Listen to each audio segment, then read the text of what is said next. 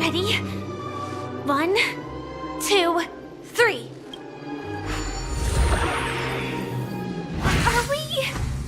Are we both in control of this Hanu character? Very good. Looks like you've got the hang of it.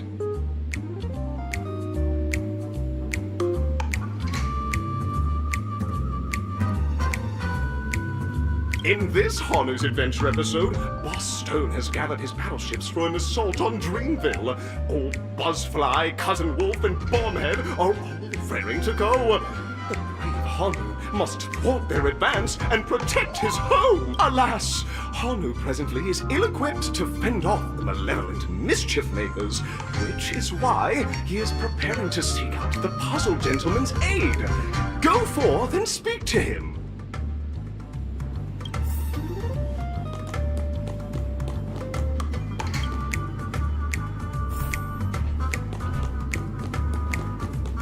Oh, brave Hanu, you look like you could really use some help.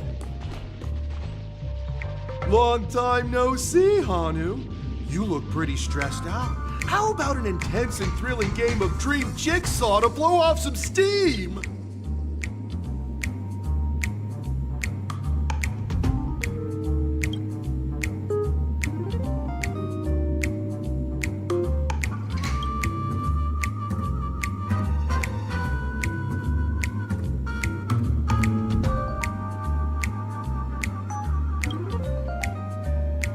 Oh my!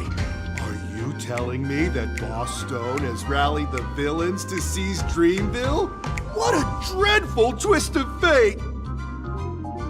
Listen closely, Hanu. I'm aware you're in need of a suitable weapon. And I also know there's one just upstairs. But you know what? You'll have to play an exhilarating round of Dream Jigsaw first. No Jigsaw, no moving forward.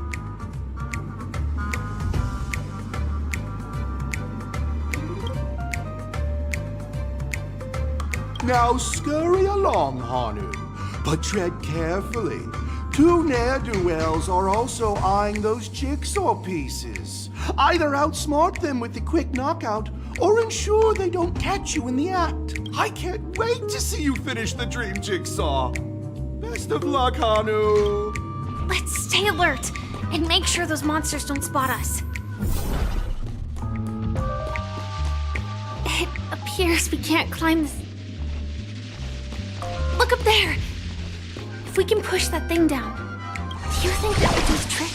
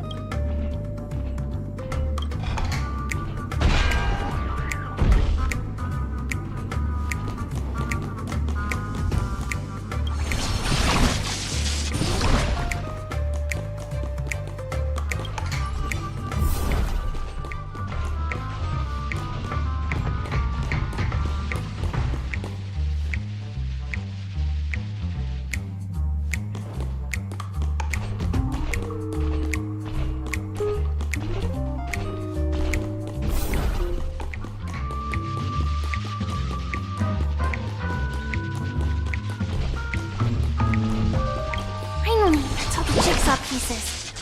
Let's hurry back.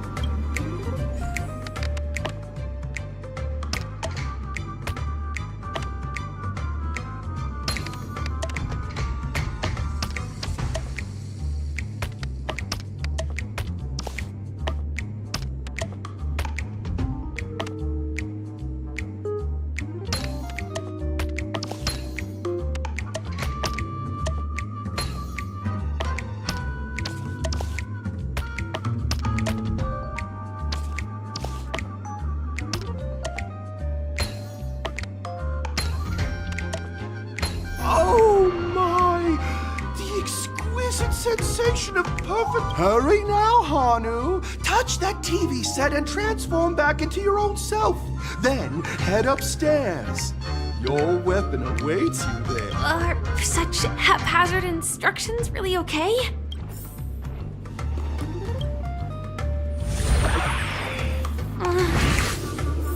Disconnecting from that thing so suddenly has left me feeling slightly disoriented.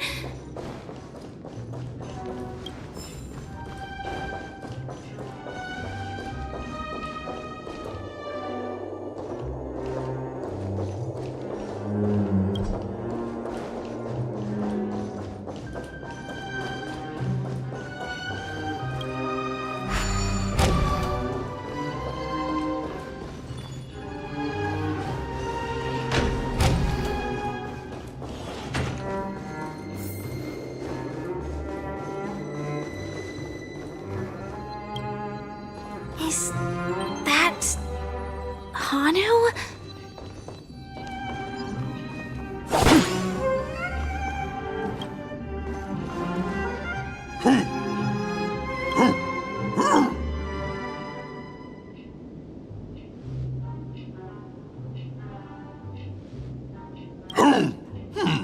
What exactly is he talking about? Tick-tock!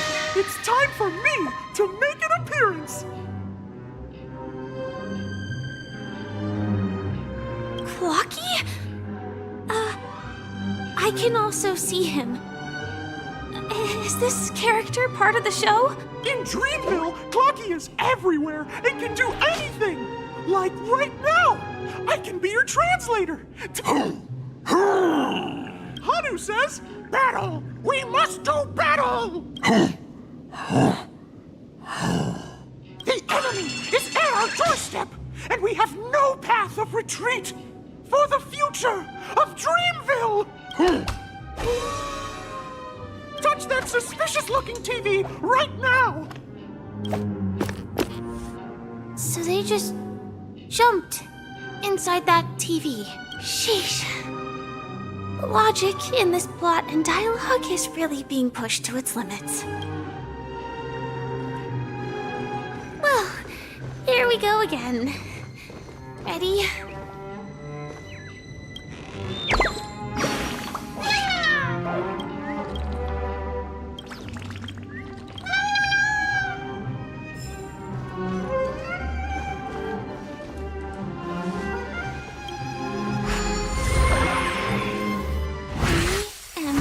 Gradually getting used to this.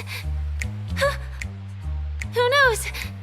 I might even be able to perform some high-level moves with Hanu. Oh, did someone say high-level movies just now? That's right, pal. The upcoming script is just exploding with all sorts of high-level shenanigans. Last we saw, Hanu was preparing for battle. Suddenly, he hears heavy footsteps coming from the hallway. Malevolent mischief makers have broken into his home. But brave Hanu won't go down without a fight. He instantly sprints for the storage room, ready for a do-or-die showdown against the baddies. But we still don't have any weapons in hand. Guess what? Hanu's favorite bazooka just so happens to be in that storage room. So get a move on. What a coincidentally convenient plot twist. It'd be even more awesome if the organized...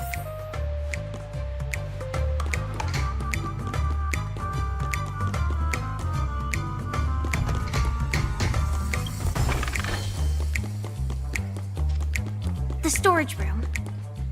It's behind the shelves, right?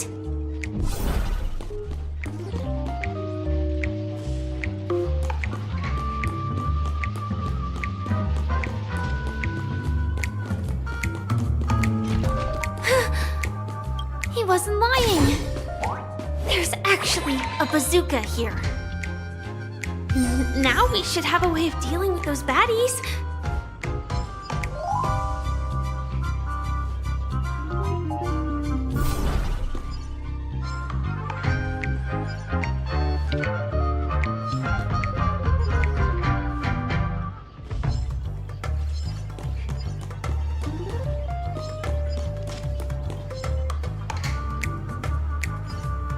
thing feels just like the soaring locust, too.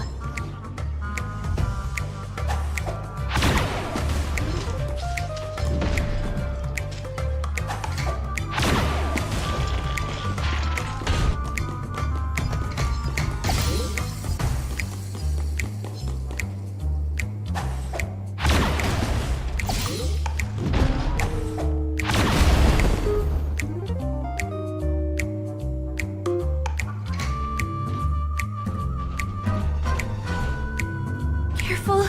It looks like we've got more company. Get ready to fire!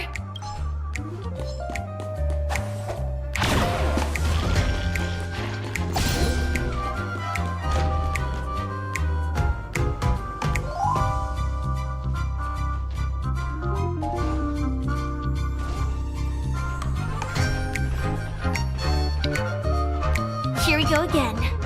But no big deal. We're pretty handy with this bazooka now.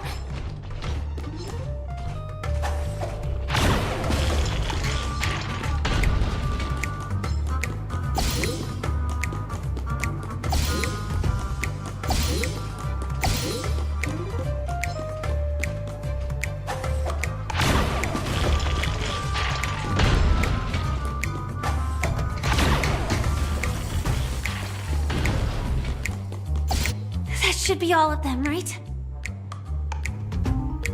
Oh my! Haru is on a streak!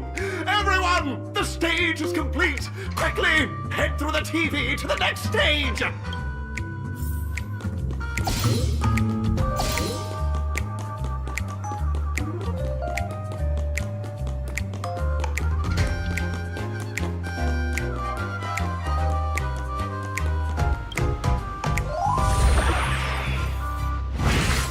Well, that's that. But it is gonna be hard to let go of this bazooka. Never mind. Let's hurry over to the next stage.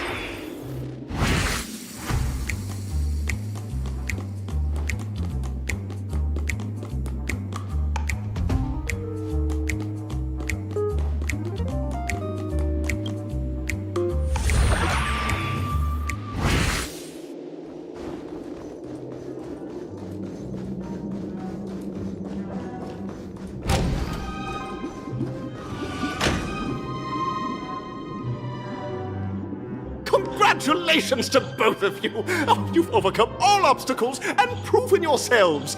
But, unfortunately, there is only one who can be Penacony's festive superstar. In the final stage, you will face the defending champion.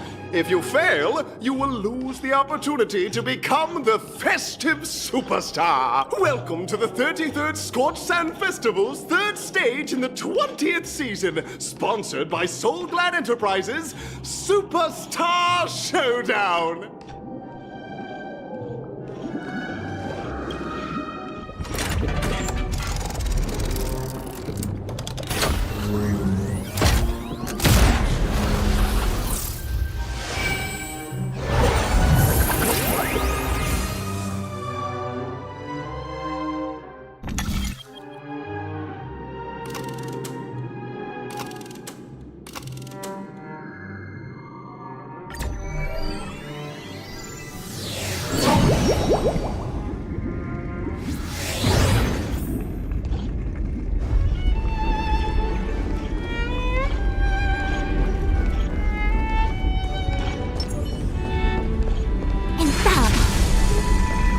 Make a wish. No way, I think I just saw someone. Someone extraordinary.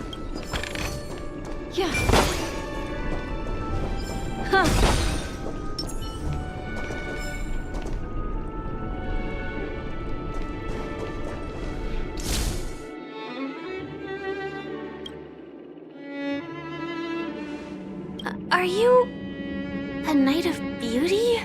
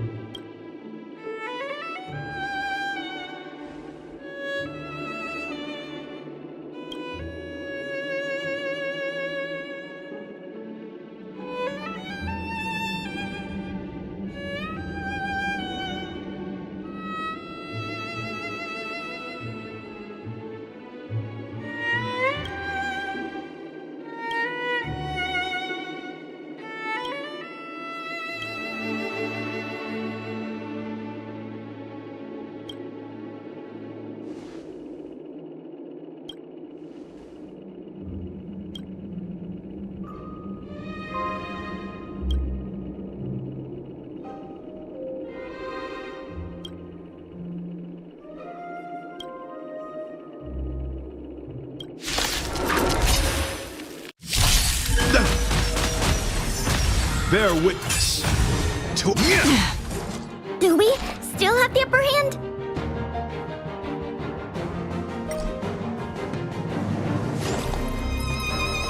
Ready for another?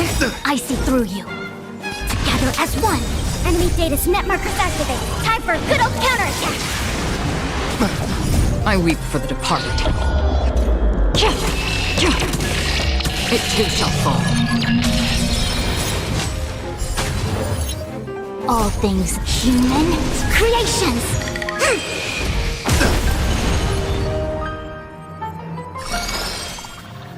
Ill tidings manifest. Free will or destiny for oblivion. Challenge. Rise, confess. Mind your matter. Put forth all your might. Commencing a quick divination. Another journey begins. Still waters of oblivion. Behold, this symbol of pure. You are fighting a gentleman. Ready for another? Rise to the challenge. Enemy data's net markers activate. Time for a good old counterattack.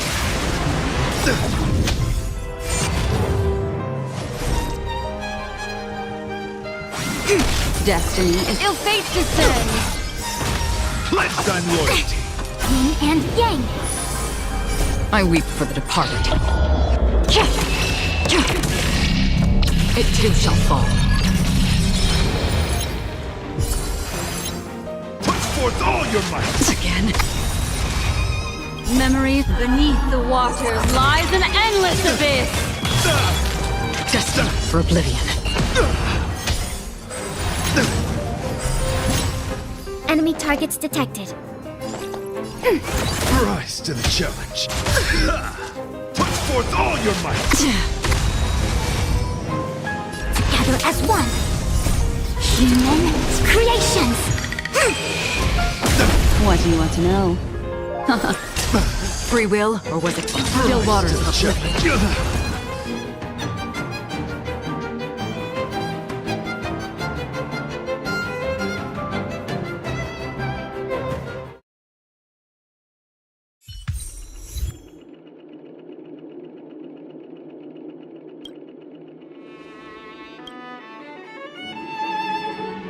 We don't have much time.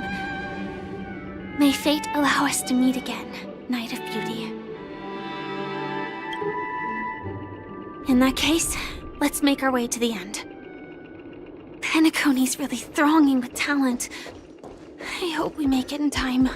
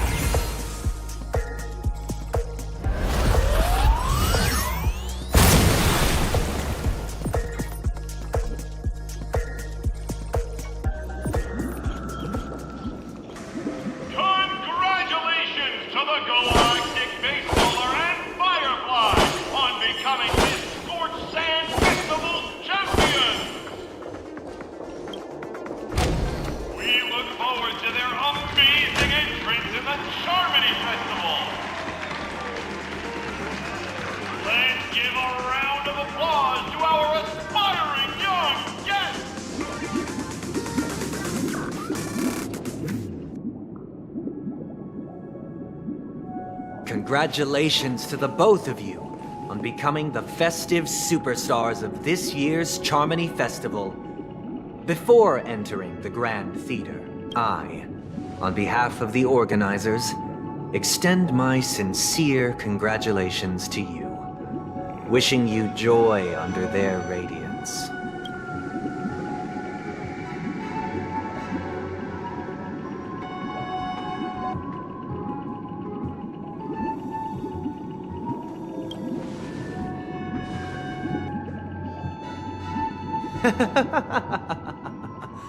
Your endeavors are worthy of extra recognition, and I've taken steps to ensure that. However, this reward is not a material one, but rather the opportunity for an open and honest communication between us. As previously promised, my sister, Mr. Yang, and I have met with the Dream Master. We delved into the truth about Penacony and its Stellaron, and have come to a consensus. Both I and the Oak family cannot acquiesce to your request. Just as expected. We acknowledge the perspective of you, Nameless. Penacony does require change, but not as you propose.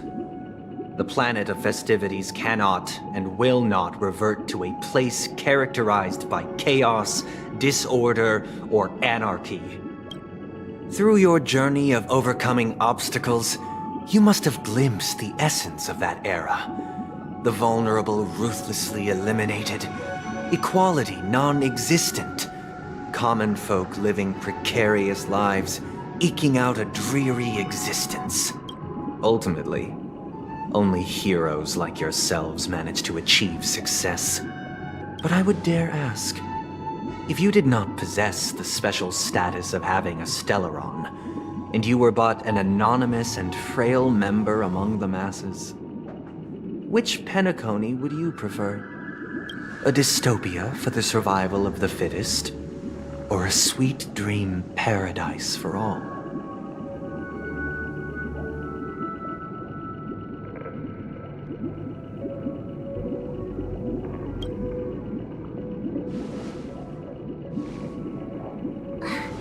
That's not the point! Don't let him mislead you! Mr. Sunday, even if the members of the Oak family can't fully agree on what to do about the Stellaron, now's not exactly the time to be holding an extensive discourse about Penacony's past and future, is it? The Stellaron issue concerns the life and death of everyone on Penacony. If anyone has a better suggestion, the crew is more than willing to listen. Also, it'd be best to tell us the ins and outs of that meeting. This way, we'll at least know what Welt and Ms. Robin are dealing with, and the reason why they failed to make our appointment. Ah, Navigator. That is precisely my intention. With all present, let's begin by discussing the details of that meeting. Let's talk about our tribulations and choices, our ideals and beliefs, and our final course of action. The only path to take.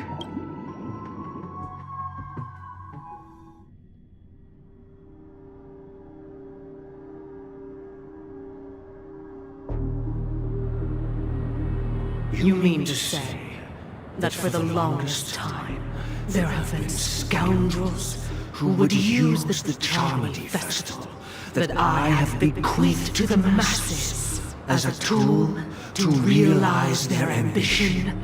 Indeed, Dream Master. Once the Charmony Festival begins, the Stellaron's powers, along with the song, will be broadcast across the entire planet of Penacony. And then everyone in their dreams will be unable to awaken.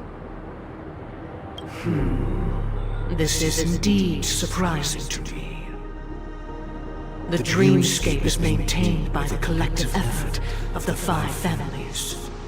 If someone were to use the Charmony Festival to recklessly disseminate the power of the Stellaron, this individual must hold a position of great authority. Do you have any suspects? I'd like to ask, did you really not know of the Stellaron's existence? I would have never thought that this nameless would point the spear at me. Quite astonishing indeed. If I have offended, the Astral Express extends its sincere apologies. But the current circumstances are dire and leave no room for meticulous inquiry. We're doing this out of concern for the Dreamscape's safety. So, if you could, please alleviate our concerns. Dream Master, it's just to prove that the Charmony Festival has nothing to do with the Stellaron. If we're being overly cautious, I will return to the stage to offer tribute in song, just per the arrangement. Sunday, Robin. I've watched you two grow up, and know your dispositions like the back of my hand. Both of you, right now, can surely be lauded as their most devout advocates. I already know your resolve. The magnitude of this matter is enormous, and cannot be taken lightly. Since Mr. Yang has asked with such earnestness, I will personally respond in kind. If there is a need, the entire Oak family will be mobilized to heed your call. Someday, might I ask you to beseech them to cast their light unto me, and question me in their stead, so that no lies may be concealed? I will do as you command. Robin, could I entrust you to be present as a witness, to document the truth, and to proclaim my innocence, so that all slander may be utterly dispelled? I will do as you command. May thy will be carried out on earth, just as it is in the heavens. Oh, triple-faced soul, please sear his tongue and palms with a hot iron, so that he will not be able to fabricate lies and make false vows. Let us begin. There is nothing else to prepare. Understood. Question. Have you devoted your life to your god, never worshipping other gods? Naturally. Do you love your god as you do yourself, always heeding their admonishments? Naturally. Have you strayed from the path expected by your god, betraying their name? Never. Have you ever been inordinate with your asks of your god, coveting more than the foundation of the creation itself? Never. Then, a final question. Do you swear to fulfill all vows, past, present, and future? With the Eon as my witness, if I do not deliver on my words, or if I renege on my vows, may I be cursed in accordance with divine law. They have seen your faith, and have endorsed your faith. With this, it can be evidenced... Just a moment. What is it, Mr. Yang? I have another question I hope to have answered. To my understanding, the family's harmony and prosperity have never relied on so-called divine laws. The god you both mentioned, are they truly Shipe? Mr. Yang should know that those belonging to the family toil together as if they were kin, embracing solidarity and unity under their light. All duplicity is laid bare before the harmony. Such a delicate and complex symphony. Which other god could perfectly harmonize this, if not for the Great One, Shipe? Perfectly harmonize. Therein lies the problem.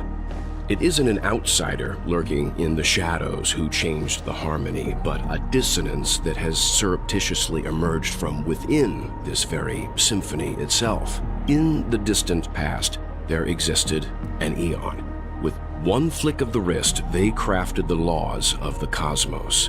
Their followers formed the Beyond the Sky Choir, spreading solemn and reverent hymns throughout the universe. Later, they fell. The route traversed by this eon clashed with the harmony, ultimately being absorbed and fused into it. The chorus that once reverberated across worlds fell silent, and when it echoed anew, it was transformed into the hymn of harmony. Though an eon may perish, paths with no masters still linger. In the all-forgiving harmony, echoes of bygone dissonance may subtly arise. Mr. Yang, being overly astute can be a detriment. Especially when you find yourself alone and without allies. So this is how it is. For the sake of our grand cause, Sunday, please afford these two an opportunity to rest. What?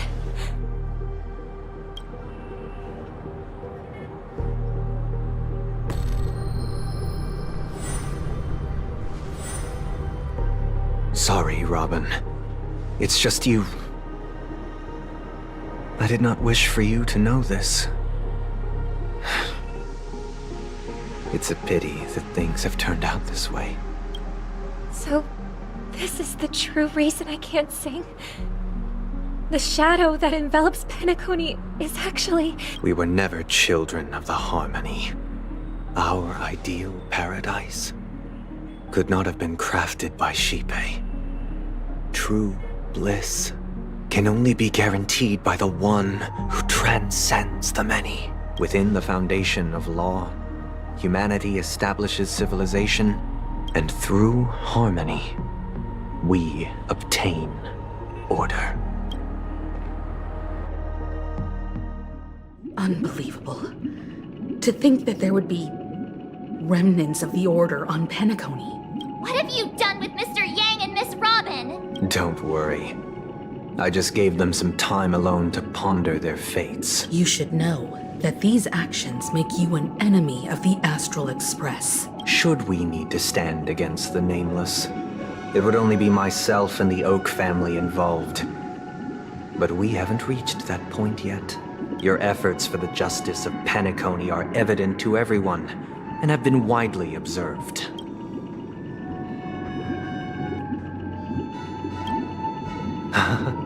Patience is a virtue. However, I won't hold it against you. On the contrary, I'm here to make my intentions clear. If it is the Order that drove you to imprison Welt and Robin, and you're using them to coerce our compliance, then there'll be no point in entertaining any type of discussion. You're mistaken, Miss Himiko. They are in very safe hands, and just as the family has always proclaimed, no one can be harmed in the dreamscape, least of all in the beautiful new world belonging to the Order. Penacony and the entire universe have witnessed far too much innocent bloodshed. The strong wield their blades against the weak, and the victors push the vanquished to the brink of life. Natural selection. The world abides by this principle, establishing the well-being of humanity atop the corpses of the downtrodden. Only we, or rather, I, possess the power to put an end to this farce. So you've decided to resurrect a dead Eon? No one's ever done such a thing. If Miss Himiko is interested, let's draw back the veil and speak candidly. I've always firmly believed that people can understand one another through peaceful means. I'm willing to divulge the unembellished truth as to the intentions of the Order's Pathstriders, so that you will make better judgment for the Astral Express, for Penacony, and for this stretch of the universe. Words can hardly do justice to the beauty of that ideal. So, come with me, everyone. Let us retrace our steps and see once again where this road leads. Huh? Where'd he go? Welcome. This isn't any location in Penacony's dreamscape. It's my inner world. The reason the scenery before you remains unchanged is because your consciousness has drawn on similar concepts to fill in the gaps.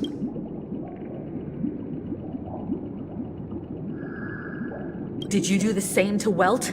It's a tuning process, stronger in effect and more draining on the mind. The gray-haired guest has experienced it before, so he should understand what it entails. Tuning allows you to intuitively grasp my feelings, which also means that I cannot hide anything from you. Now, everyone, please look at the huge screen. The road we once took begins here. From this point on, you will witness the numerous decisions I've faced. I've selected a portion of these to share with you. I believe after going through similar predicaments, you'll be able to better understand my thoughts. Let's begin. The first decision. A story about a baby bird. This story happened when Robin and I were very young. We were victims of the Stellaron disaster, and the family's Mr. Gopher Wood, who would later become the Dream Master of Penacony, saw that we siblings had no one to turn to and took us in. Later on, Robin and I lived a time with nary a care in the world. One day, after dinner, while my younger sister and I were lounging about in Mr. Gopher Wood's yard, we spotted a fledgling Charmony dove all on its own. That baby bird was tiny. It didn't even have all of its feathers, and it couldn't sing. When we found it, it was already on its last breath, having fallen into a shrub, probably abandoned by its parents.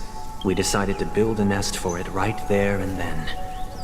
However, thinking back, that winter was unusually cold, with fierce winds at night in the yard, not to mention the many poisonous bugs and wild beasts in the vicinity.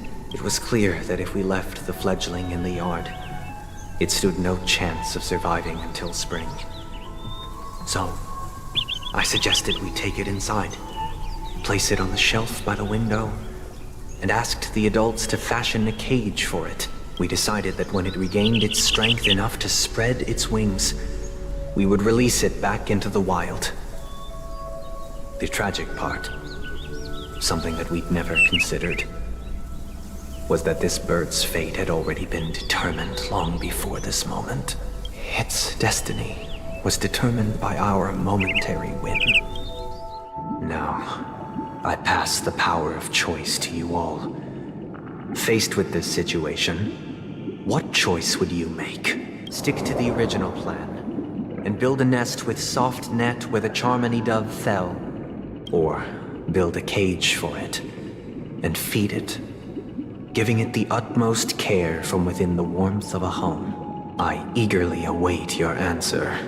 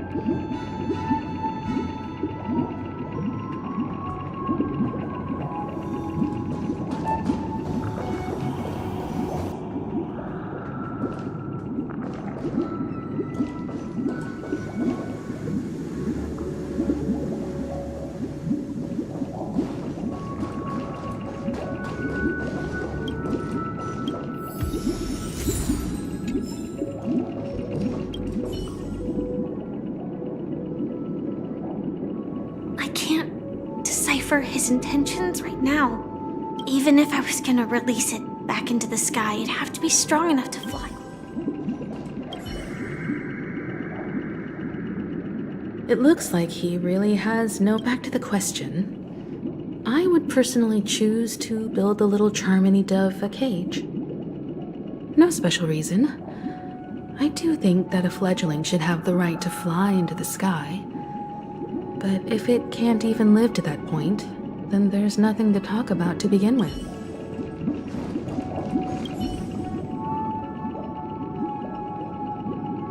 That guy just casually if it were me. Like, after all, leaving it there, it's bound to get hurt by wild animals or something. And that'd just be too sad.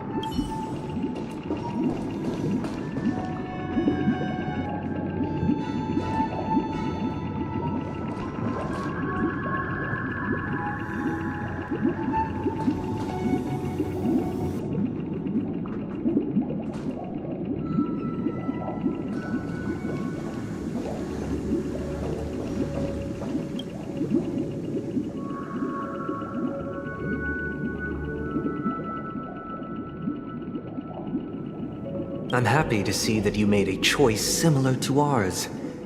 If your mind is made up, let me reveal the outcome of this choice. We passionately nursed it back to health, preparing only the best food for it every day. We even preened its feathers. Later, on the day that Robin left Penacony, we opened the cage door and let it fly back into the sky. I watched it for a long while by the window. Probably about 3 or so days. In those 3 long days, the little Charmony dove tried again and again to spread its wings to fly into the sky, but fell to the ground, only to keep trying. Finally, on the 137th attempt, it succeeded. But its attempt did not go perfectly. After flying unsteadily for a while, it fell to the ground. Unable to grasp the direction of the air currents, the fall shattered its wings. It writhed helplessly in my embrace. But it was all for naught, finally succumbing to a painful demise. I deeply regret the choices we made. Next, let us head to the second decision. This time, it's the story of a dream chaser. This story happened when I was appointed as Bronze Melodia, a position exclusive to the Oak family, charged with listening to the problems and vexations of Dreamscape residents, and providing them with the relevant guidance. It was during that period that I had the opportunity to hear voices from all corners of the Dreamscape. Joy, sorrow, arrogance, regret. The complex tapestry of human nature that formed the world. And I was fortunate to catch a glimpse of it. He was a dream chaser, and an illegal stowaway. Just like the rest of them, he came to Penacony in search of a better life. Except that, to most people, the price he paid, I suppose you could say it was everything. He told me I sold everything I could at home.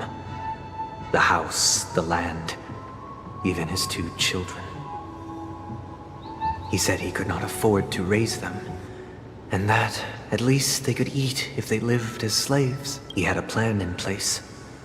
He would buy back his children once he had made his fortune, and enjoy Penacony's beautiful dream with them.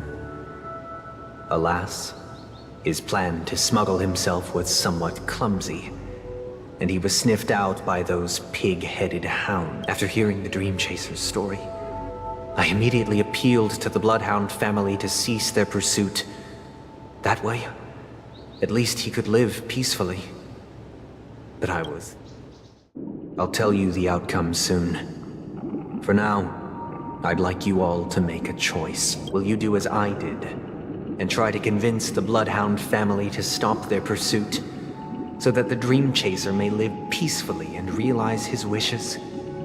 Or will you remain silent, leaving him to languish while the hounds are hot on his heels, until his inevitable judgment arrives? I look forward to everyone's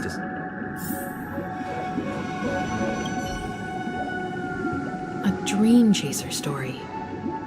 If I acted out of kindness, but what cruel repercussion would this choice result in?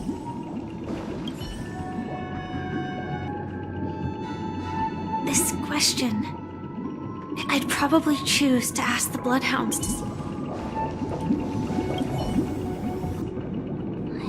easily. He sold his kids. With that thought, there's only one choice.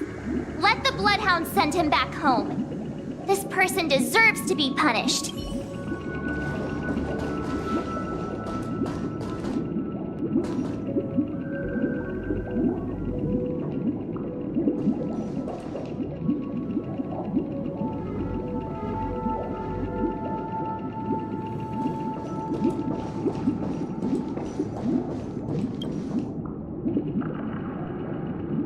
It seems you, like me, are pondering whether a different choice could have led to a better outcome. Sadly, his fate would only be more tragic.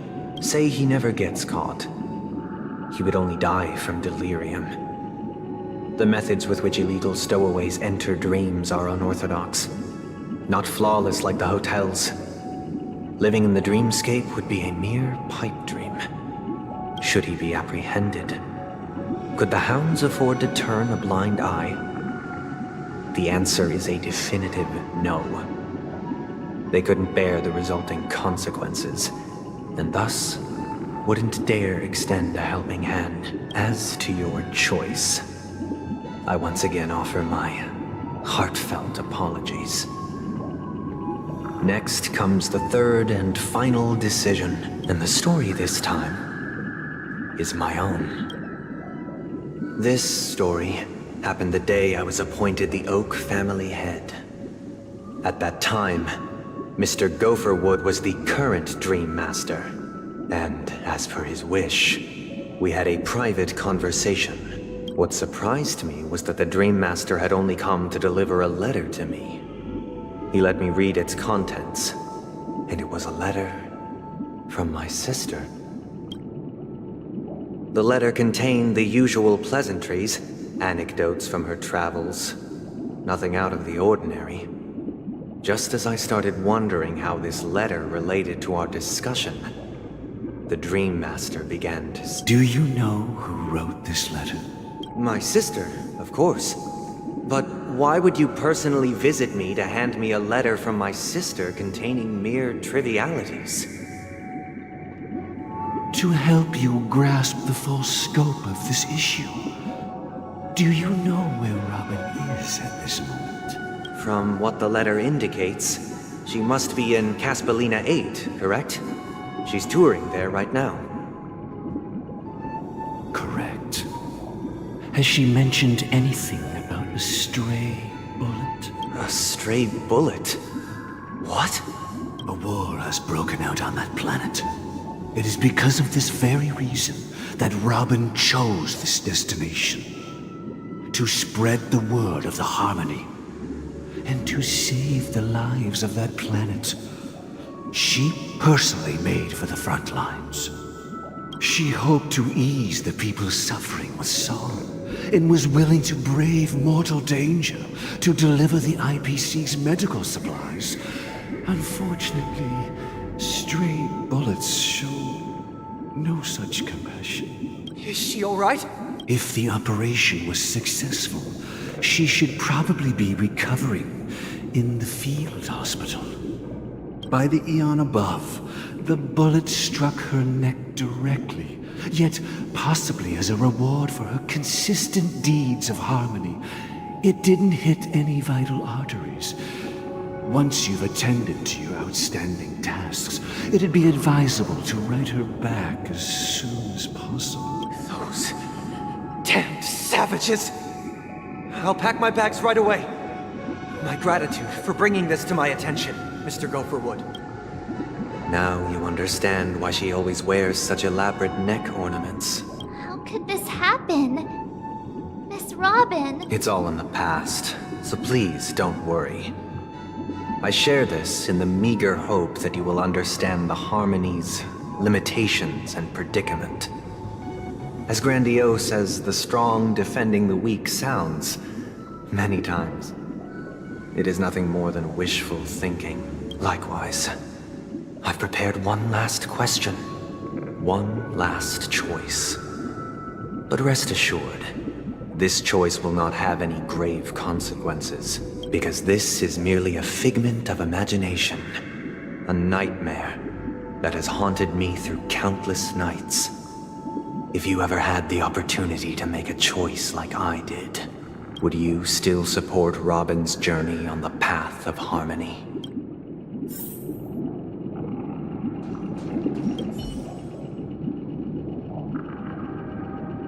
I often feel like the confusion and fear, if mixed with each trailblaze. Miss Robin's courage is in but the fact that she's also Mr. Sun. I can't believe that happened to Miss Robin.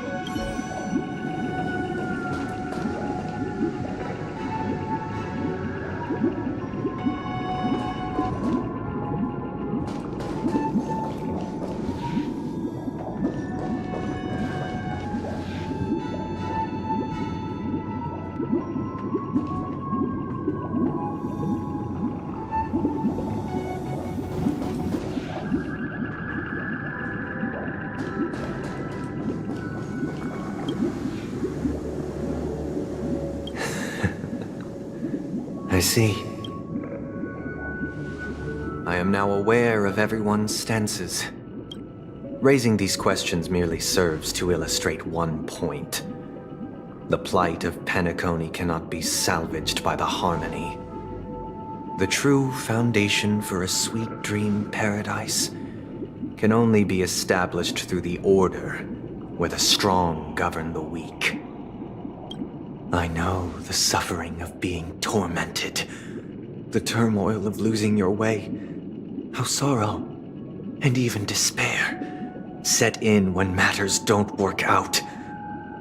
All of this causes me unending pain, because this is not what happiness is at all. We must teach the weak how to live a happy life, and this life isn't some noble propriety that the upper crust preaches, but in definitive terms, a way of survival that belongs to everyone. So what is your definition of living a happy life? Good question. Human consciousness is fundamentally an illusion, a cage known as self-worth. People lured in by this illusion make mistakes, yet still ask that external influences bear the burden. When one mistake after the next permeates the masses, they become impossible to trace. Thus, the amassing of these individual cages culminate to form a prison, a place dictated only by the rule of survival of the fittest. Nature is always accompanied by predation and sacrifice. Its antithesis is known as order. That is what I want to do. Unite people's happiness under the banner of order. They won't need to make bitter choices any longer, nor face the weaknesses of humanity. They can cast aside their primal instincts to build a haven for mankind. Simply describing thoughts is far too abstract, so allow me to provide a simple example. As you all may know, there are societal norms like weekends and long weekends that exist on some worlds. During these hard-earned rest days, people are given the chance to extricate themselves from the stresses of everyday life, allowing a certain tranquility to return to their souls. And it is only on these days that people do not have to adhere to the law where the strong prey on the weak. They can live out their lives happily during these brief intermissions. It's just a pity that 2 or 3 days are still too fleeting compared to the span of a lifetime. From where I stand, society's ideal system should be 7 rest days. Following Sunday, there should ensue a second, a third, and indeed an infinite procession of Sundays. This should be the face of the new world. Idyllic, eternal, peaceful days. And thus, every person can return to their base selves in this utopia. Some gaze in reverence at the stars, pouring their whole beings into calculating the distance between us and the isolated world of Pagana. Meanwhile, some seek refuge in quiet corners, holding one another, unencumbered by the chains of unwelcome obligations. There would be no need to bear the hardships of reality. Only in this way can humanity face the inevitable end with the purest of spirit, living a life of dignity. This is what it is to live in bliss. Miss Firefly, you who are stricken with entropy loss syndrome, you of all would surely understand this.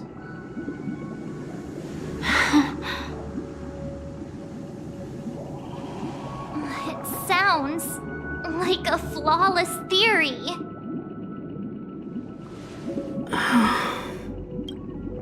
But what is the price to attain all this? The cost is minute, merely a personal and eternal sacrifice. If this paradise is to be maintained for everyone, someone must remain trapped in solitary wakening until the end of the cosmos. Wakening. Which means that this so-called paradise is still a dream. Stepping into this paradise means forsaking reality, correct? It is not forsaking, but transcending. Flesh, blood, sorrow, weakness. If the physical is the root of spiritual suffering, it is only logical that we defeat it. But in this supposed bliss, people won't have defeated their demons. The chance to overcome their tribulations would be forever lost to them. In other words, it is an escape. That's another way of understanding it. But there is no shame in escape. On the contrary, the seeds of escape exist in everyone's hearts. Don't you agree, Miss Firefly? And as to why we sleep, it is because we are afraid to awaken from our dreams. But this is not in conflict with the grand plan. Only in acknowledging this can we truly understand the frailty of human nature, and from there, show compassion and protection.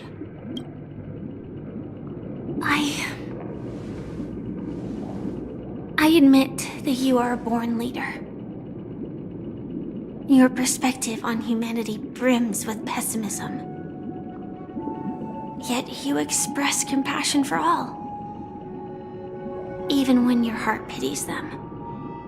But unlike you, I live for the self.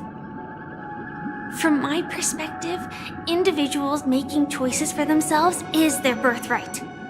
The want to escape may be innate in the weak.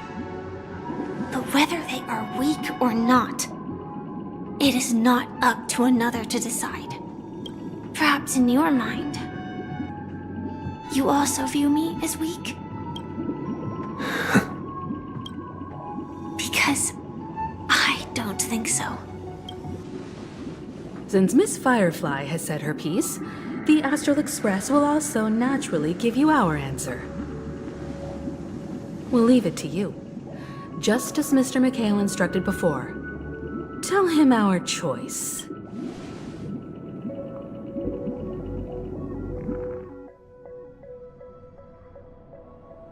What is this place? Does this place ring any bells, Misha?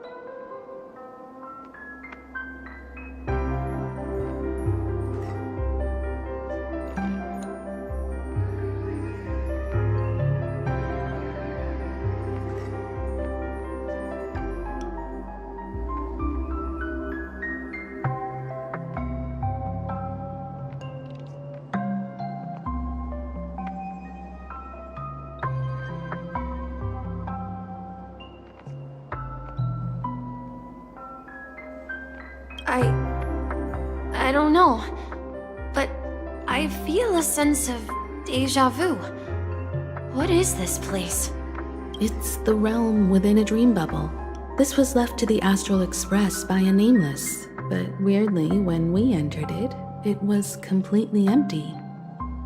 Dr. Edward from the Dreamscape sales store told me that dreams are formed from memories, and a dream bubble can't take shape if its core is empty. So I thought you might be able to help us in unraveling this mystery, Misha. As a hotel doorman, you know Penacony best among us.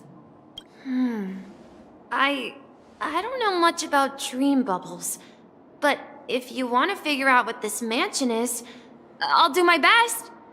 I'm counting on you then. Himeko, I still don't get it. Why were you so sure that Misha had a connection with this dream bubble? I wasn't sure. It was just a hunch. But since Misha feels familiar with this place, my hunch might be correct. Exactly. This is where you and Firefly encountered death, which we now know as dormancy. Considering its connection to Dreamflux Reef, it's not surprising it appeared here. The question now is, who brought you here? Based on the clues we have so far, it's unlikely to be that masked fool. So identifying them is crucial to us. We're drawing closer to the truth once more. Let's give Misha some time, as I believe he'll unveil the secret of this dream bubble. All right, but there are doors all over the place. Which one should we choose? Do you have any idea, Misha? I guess... maybe this way? I'm not entirely sure, but... let's give it a try. Wait, you managed to choose the right door on your first try? Weird. This place is quite different from the hotel. But I feel like I've been here before, and even lived here for a while. If I remember correctly, there should be a fireplace down that hallway. Clocky and I used to sit by the fire, listening to the crackling of firewood. And the room on the other side was the toy room. I loved spreading out all the toys from the box on the floor and making up stories for each of them. Hold on. This doesn't make sense. Didn't I grow up in Dreamflux Reef? So, what is this place? This could be a case of amnesia. Don't worry, Misha. It's common for everyone to forget certain aspects of the past. Those memories haven't vanished. They're just lying in the depths of your mind. We can surely get them back. Since this place seems familiar to you, why don't we explore a few more rooms and see if you can recall anything more? Yeah, then let's check out the rooms I just mentioned.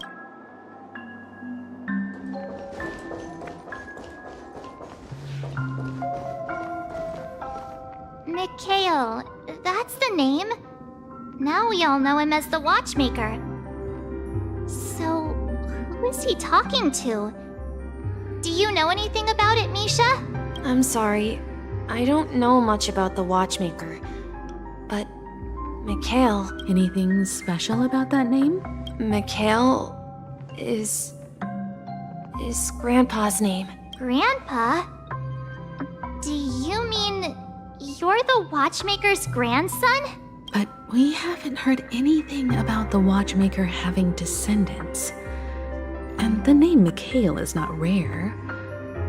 Perhaps it's merely a coincidence. Could you tell us more about your grandpa, Mikhail? Yeah, sure. He was a seafarer who fearlessly ventured into mysterious seas and storms. He was always on the sea and had lots of friends who accompanied him on his travels. He didn't want me to call him Grandpa because that would make him sound old. He believed he was still young. The name Mikhail was given to him by his parents, Mihaly and Elise, both renowned seafarers. Every time he came back, he'd share his logbook with me and tell me about his adventures at sea. I want to become a great adventurer, just like him. It appears that the seafarer has nothing to do with the watchmaker. So, perhaps it's just a coincidence? So, where is your grandpa now? He went off on a new journey, and it's been quite a while since I last saw him. So, where has Clocky gone? Did he leave to protect Dreamville?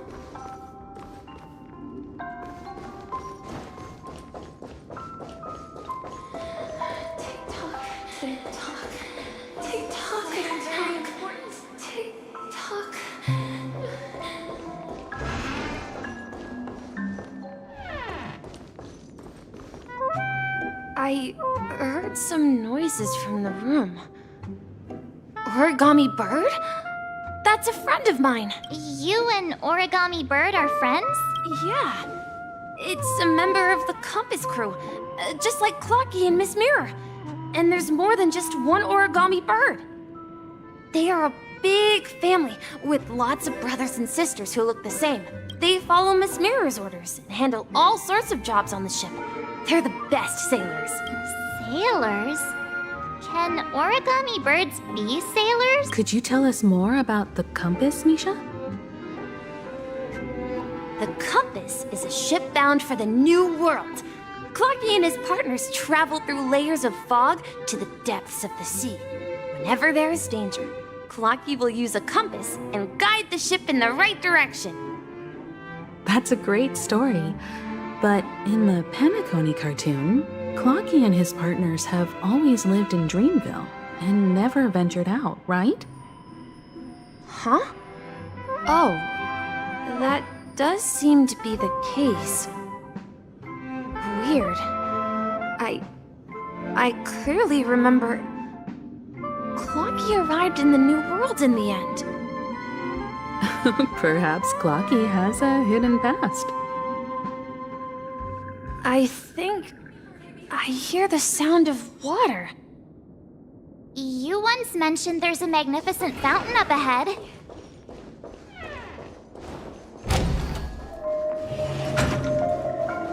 Look, there it is! The water resembles a precious jewel embedded in the dreams of all seafarers. Every time I gaze at the shimmering lights beneath the waves, it feels as though I'm back in this place, standing by your side. Have you recalled anything, Misha? Yeah, I saw these sentences in Grandpa's logbook. He used to say that despite the perils of the sea, whenever he stood on the deck in the afternoon, overlooking the sparkling waves, he would think of this fountain in front of his house. He often said that those moments felt like returning to his family's side, and the difficulties at sea didn't seem quite as challenging. You know, I quite understand such sentiments.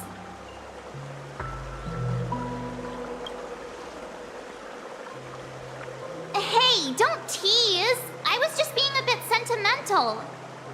Perhaps every adventurer far from home carries a fountain within their soul. Even though the other side of the sea remains shrouded in the unknown, the fountain in front of his house serves as a compass, leading him back to his cherished ones. Yeah, while Grandpa was at home, we would stand by the fountain and place the compass, a toy boat that I made, into the pool. Back then, I would ask him when I could go on adventures like him, and he would always laugh and say I was still too young. It seems this Mikhail is truly a seafarer and has nothing to do with the watchmaker. Yeah. Based on Misha's recollections, the scenes in the dream bubble appear to be his childhood memories. But this raises more questions. According to Misha, he was clearly born on an oceanic planet and led an ordinary life.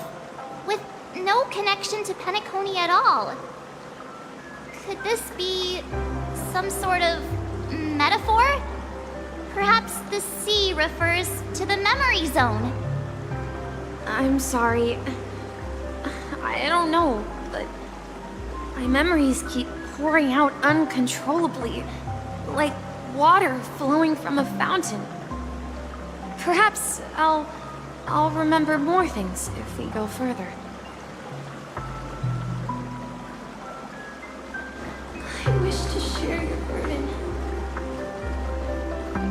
We're going to the opposite side, right? No, we should turn left here. Huh? Something feels different about this place. This is it. I remember this corridor. Up ahead is Grandpa's study. It was in that room that I've overcome so saw many him challenges. the last time. So many times.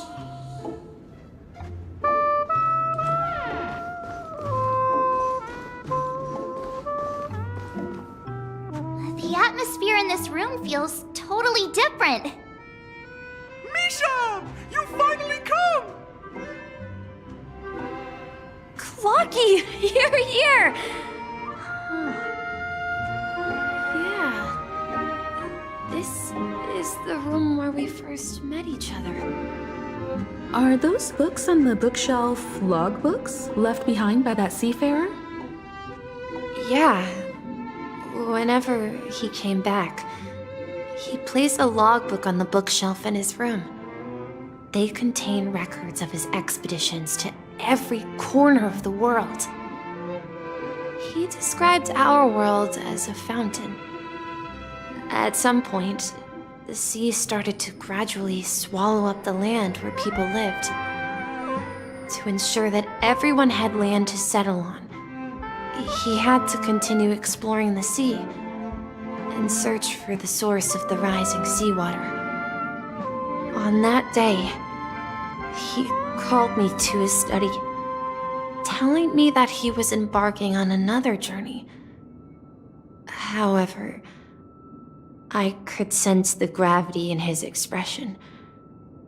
It was the same look I had seen on my father's face before his final voyage.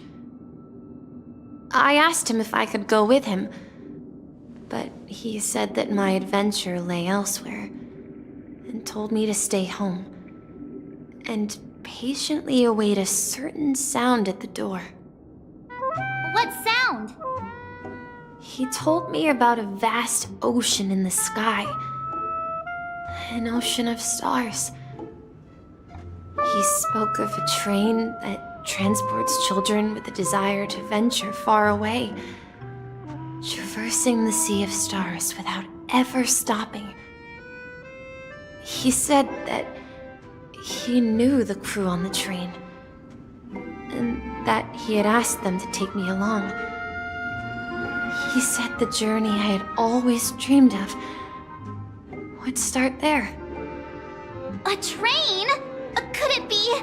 It's the Astral Express. I remember now. Grandpa's friends are a group of nameless who came to this world to resolve a disaster caused by a star. Then, he gave his pocket watch to me.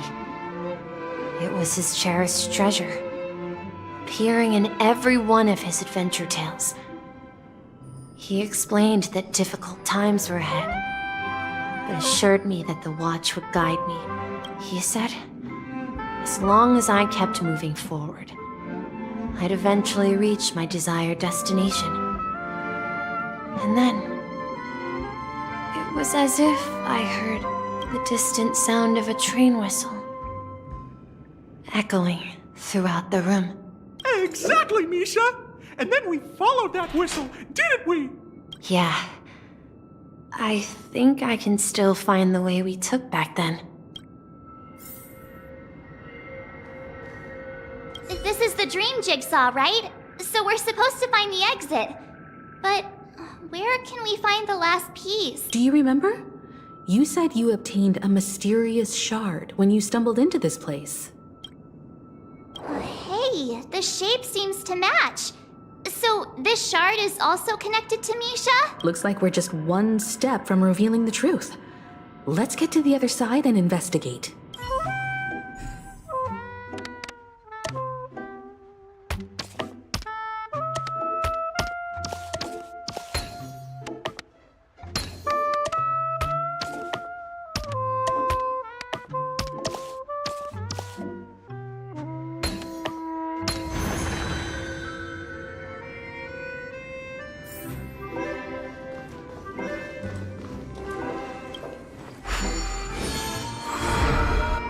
This is it.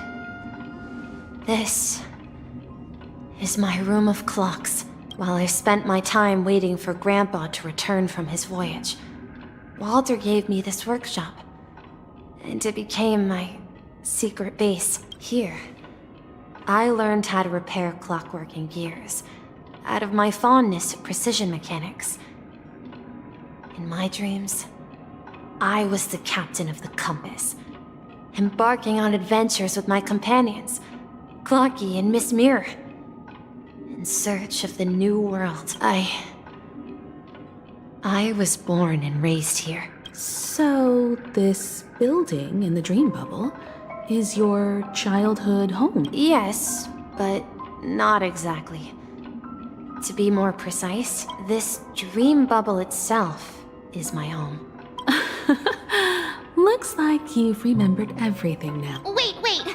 Why does it feel like everyone else knows something I don't?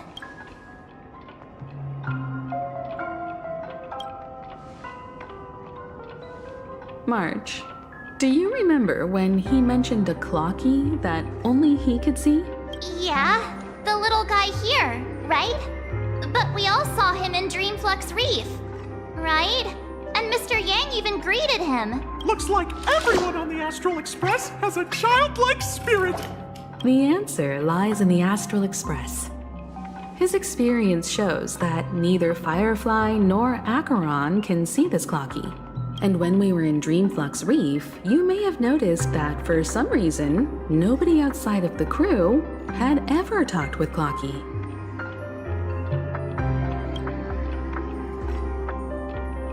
A mimetic life that can only be seen by a select few. It's just like a hidden message, left by someone for the nameless. But Misha can see Clocky too, right? They even grew up together. But Misha hasn't started the way of the Trailblaze yet. That's the key to the mystery, March. Now, take a moment to recall. Have you ever seen anyone outside of the crew interact with Misha? Wait. No way! That's the answer, March 7th. This dream bubble is the place where I was born. And I'm a dweller in this dream. Just like a memory zone meme. I should have stayed here and waited for you. But when reality and memories merged, I unconsciously pushed open that door and left the bubble with Clocky.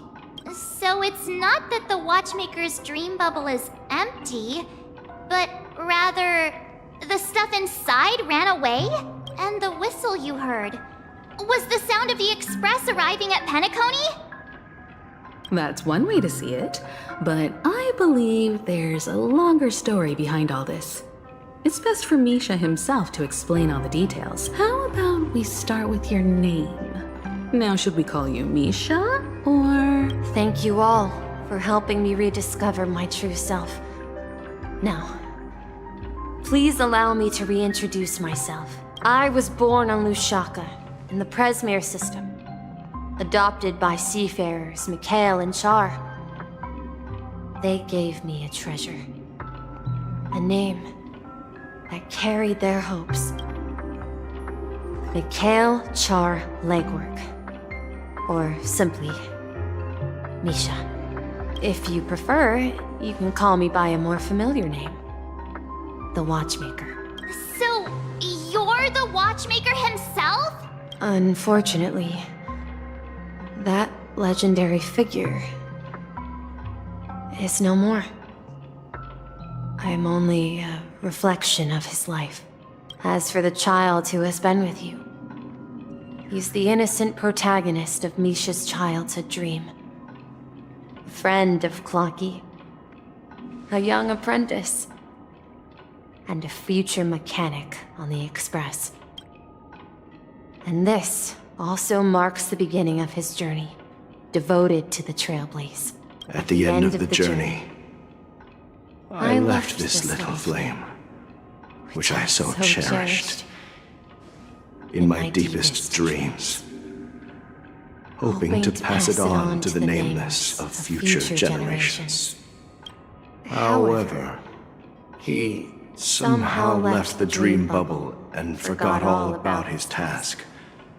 I apologize for all the confusion this caused. Because he was born with a desire to trailblaze, wasn't he? I don't think Misha has forgotten his role as a guide.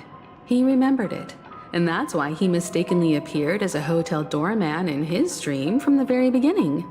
The one who brought our unconscious friend here must have been Misha. If that's the case, we encountered the Watchmaker's legacy from the beginning, didn't we? Well, I have a sarcastic friend who says I always take big detours and end up back where I started. Perhaps that's what every nameless has to go through. But in the end, you found me. I'm sure you're all wondering what my legacy is. I believe my hound has mentioned the Stellaron and my wealth. If I may apologize, the Stellaron part is real. As for my wealth, however, it's nothing more than a baseless rumor. I left my homeland as a child and embarked on the journey of Trailblaze. I traveled to various planets until finally reaching Asdana, where my friends and I built the original Penacony and fought for its future ever since. I've been moving forward all my life, doing what I could to overcome the obstacles in my path. But ultimately, my journey reached its end, and I left behind no possessions worth entrusting. So, if you ask what's left within this worn-out train engine that can be called a legacy, I suppose it's the things that are still burning in the engine's furnace. Now that you're well aware of the current situation of Penacony, I certainly hope that you'll help me get this world back on track. But I'll leave that decision to you, for the path of Trailblaze is never paved by others. All I have for you is a story and two gifts. I want to give you my pocket watch.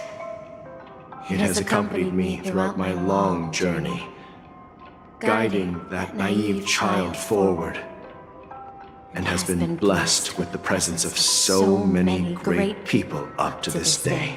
And my hat, too. The one who navigated for me placed it on my head and planted a fanciful thought in my mind. The trailblazing expedition will never end. Now, it's time for you to make your choice. Once you've made up your mind, open that door and enter the long dream of an old man. I'll be waiting for you at the end of this corridor of time. All right, everyone. Let's make a decision, although I don't think anyone will have any objections.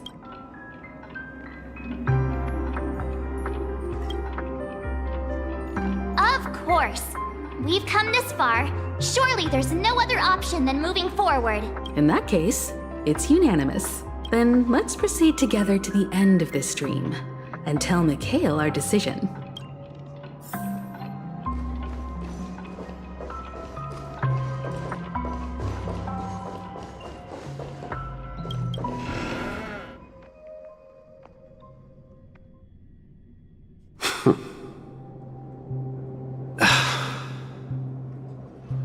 Mikhail, where are you going? Someone has to step up and save Lushaka. So why can't it be me, Misha? Please don't go. And if you must, please take me with you. Don't leave me alone. Even without me, you know how to proceed forward, brave Captain Misha. The compass is waiting for you. Haven't you always wanted to be a better adventurer than me? Now go, board that train and start your journey. Where are you going, Mikhail? I'm going to clean the floor in the parlor car. I've promised the conductor. Wait, first tell me, did you fix this watch? Yeah? I know what it looked like before. Its chain was broken, the back case torn, and the marks on the dial all worn out. How did you manage to fix it? Well, it's hard to explain, but I knew it could be fixed. It's the hands, Mr. Amundsen. Its hands were intact and pointing in the right direction, so I knew there would be a way to fix the rest. I see. You'll work with me from now on. Haven't you always wanted to tinker with this train? You're its mechanic now. As for the conductor, I'll do the talking. But I only know how to fix watches. Don't worry. You've got what it takes. I'll teach you what you need to know. Where are you going, legwork? It's time to head to our next stop. I'm staying in Astana with Rosalina and Tiernan. I see. This place reminds you of home. The people of Astana have only achieved a tiny victory and still have a long way to go towards true freedom. Hanunu needs us. Don't worry, not all journeys lead to the stars. Even if I leave the Express, our path of trailblaze will continue. Yeah. I knew you wouldn't stay on the Express forever. Leave in peace, my friend. And, take this with you. This is Mr. Amundsen's hat. But why? When he departed, he said he would leave it to his best student. Well, I suppose the time has come. Farewell, legwork. Take care of Tiernan and Rosalina. And don't forget to write to us. Where are you going, watchmaker? Don't worry, Micah. Just going on a little trip. Someone has to be at the forefront of the interstellar frontier, and I'm the only former Nameless in Penacony. So why can't it be me? Because you're all we have! Have you forgotten about Tiernan? The cosmos is way more dangerous now. What will happen to Penacony if we lose you too? But what will happen to Penacony if we don't find a way out? Ah, Tiernan. How could I ever forget him? I've spent countless sleepless nights asking myself why I didn't go with him back then. We Nameless won't stop. Don't worry, Micah. It's just a matter of getting back to my old profession. Just wait for me to come back. But if, and it's a big if I don't come back in one piece, then you'll become the next watchmaker. Where are you going, old man? Oh, you're here. Answer my question. What are you up to? Relax, Gallagher. I just came up with a great idea. Wanna hear it? Oh, come on! Aren't all your ideas just ways to get yourself killed? I may be blunt here, but you're the last remaining hero in Penacony. If you die too, the secret of the Stellaron will go to the grave with you. Yes, I'm afraid there's no way out in Penacony, so I'll have to consider alternatives beyond Astana. We'll organize a festival using the Watchmaker's legacy as a facade, and send invitations to the entire cosmos to gather people here. So, a desperate struggle against the family? Desperate? Don't we have you here, my friend? This task is challenging, but what hasn't been challenging for us along the way? Well, whatever you do, remember, make sure to send an invitation to the Astral Express. Misha! Where are you going? Oh, it's you, Clocky. Take me to Dreamflux Reef. Last night, I had a long dream about the day we met. I want to write down that dream. Write it down? Why? Oh, so I won't forget it.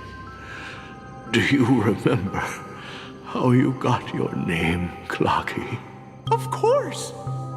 You told me that when you were a kid, you lived in a room full of clocks. Those wall clocks and pocket watches grew up with you and were your best friends. Yes, but what I didn't mention was there's a funny misunderstanding behind it. I was a kid, and there was always a special pocket watch in my memories. It was with my grandpa, guiding him on his sea voyages and leading the way in his every adventure story. I wanted to have a pocket watch like that too. And that's when you appeared in my dream. Yeah. Every night, we boarded the compass and set sail together. But you know what? It wasn't until the day my grandpa gave it to me that I realized it wasn't a pocket watch at all. It was a compass. So your name should have been Compassy, and the watchmaker is just a nameless.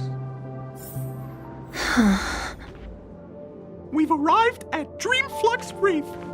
So, where to next? You know, Clocky, I don't think I'll be going anywhere else.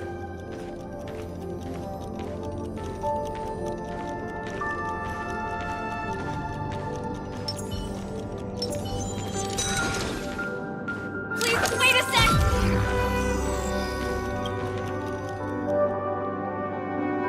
I've traveled far enough, and it's time for a little break. Oh. So, we'll set out again. When you're rested? No, I'll stay here. And then, this is where it ends. This is where it ends? What do you mean, Misha? You told me that the trailblazing expedition would never end. Yeah, that's what I said. So now, it's up to you to decide your next destination. My next destination? What's that supposed to be? I've been following you, Misha. You're acting weird today. If you're feeling down, we can just do what we usually do.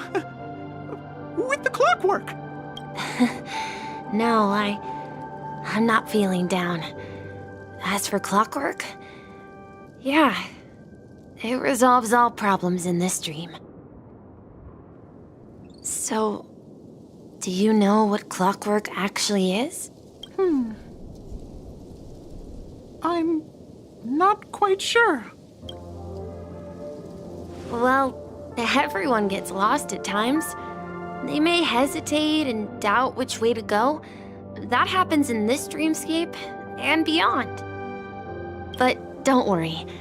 Everyone goes through moments of uncertainty and hesitation.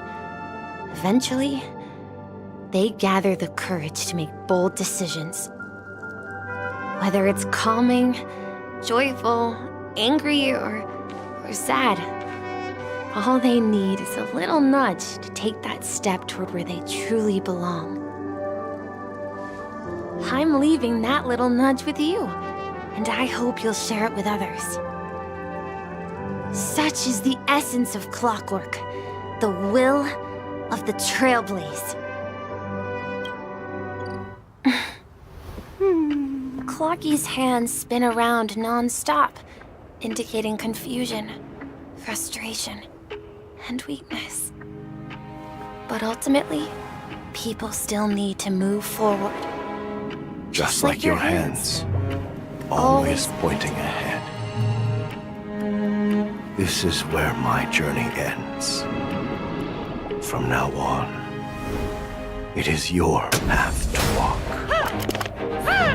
Trailblazing means taking paths your predecessors forswore, and venturing even further. The Penacony in Mikhail's dreams does not belong to Order.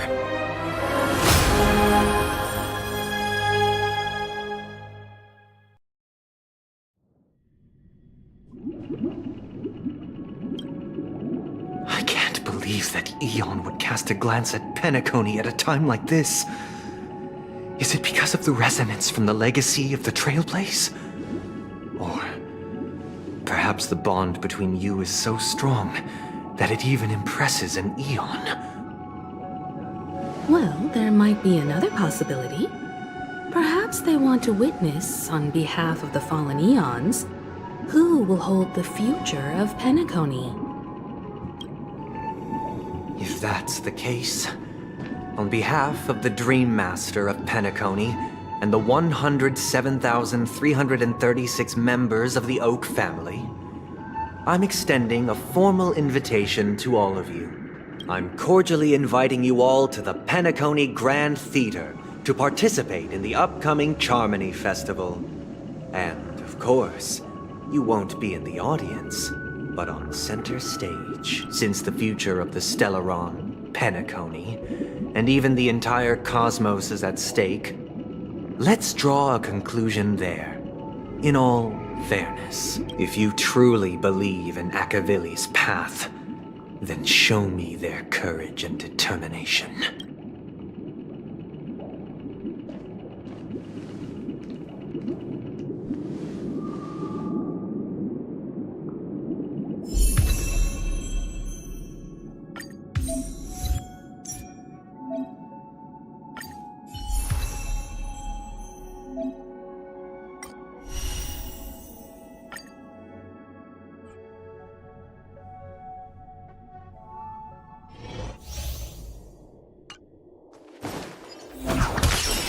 Please stay tuned.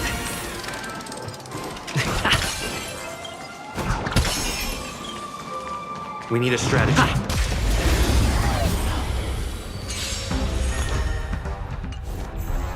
Time to test our rapport. Dreams do come true. Enemy targets detected. Step up, let's see.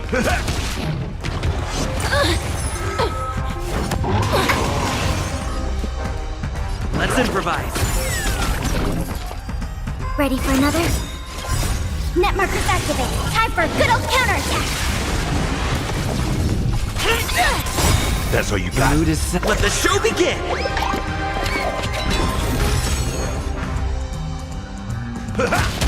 Take your positions. By the order of the Ten Lords, execute the Marastruck!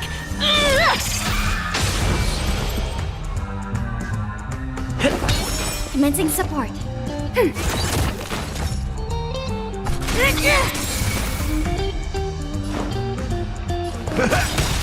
Nice sight, my friends. Indulge yourselves!